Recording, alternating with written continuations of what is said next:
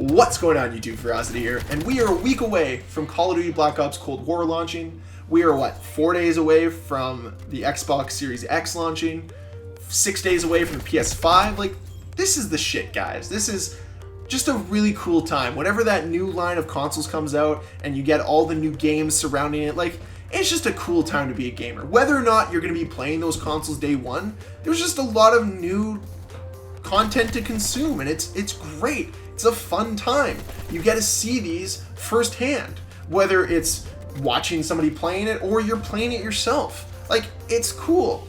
I remember when the PlayStation 1 was out. I remember when the Xbox One was, like, the original Xbox One, like the early 2000s Xbox, like the original Xbox. I remember when that was released. Like, it's cool, man. Like, this is fun times whenever a new console launches. And we get two, like, in 2 days.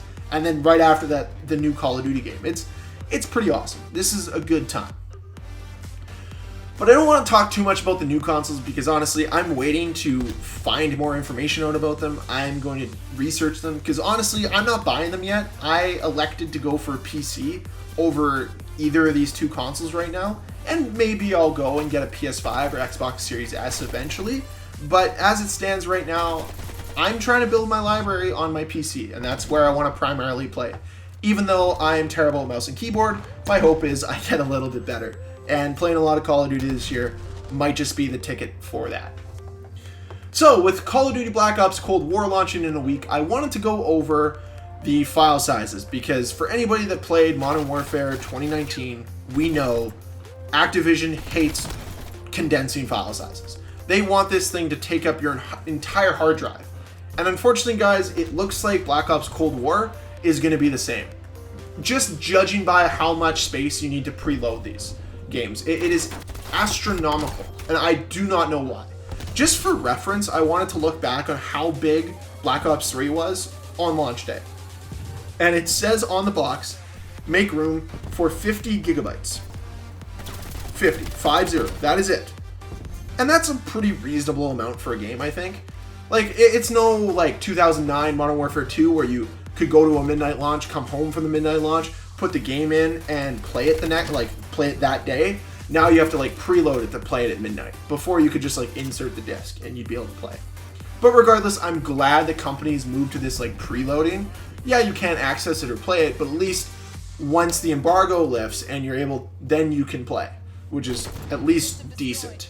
And it's going to allow me to play at midnight here versus, oh, I got to go to GameStop, and then once I'm done at GameStop, I got to install the disc and download all the new updates. So I'm glad that I'll be able to preload it. Anyways, you're probably wondering, how big are these file sizes? You know, for PS4 and Xbox One, you guys have already had your chance to preload it.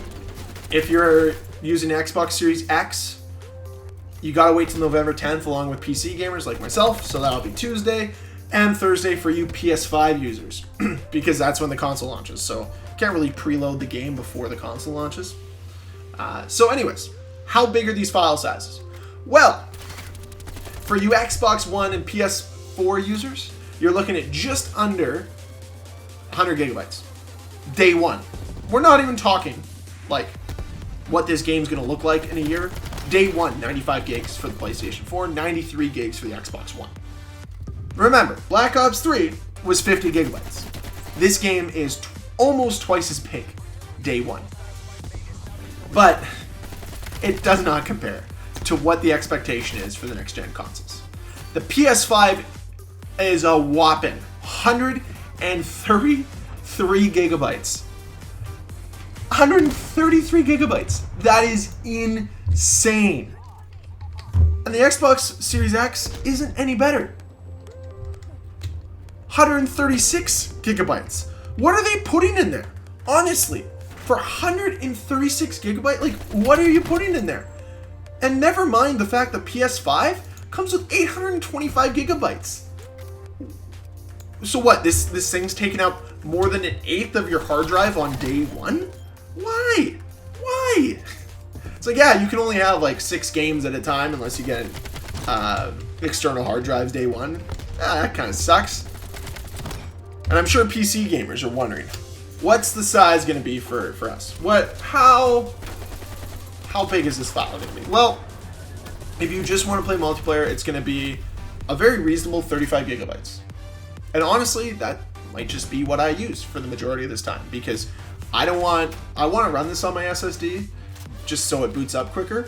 So if I run it on my solid state drive, 35 gigabytes is a lot more tolerable than the whopping 125 if I run it in ultra graphics with the full game. That's wild. I mean, I would assume a lot of this storage space is used up in campaign with the different environments and how clean the textures are going to look. Like, I am expecting this campaign to knock my socks off, so I'm okay with having it be 125 gigabytes for a little while and then trimming it down to the 35 or whatever I need to play on ultra graphics. So the note here is PC players can also choose to install specific game mode packs such as campaign and zombies in order to reduce the game's overall file size. You can also do this on console. You can.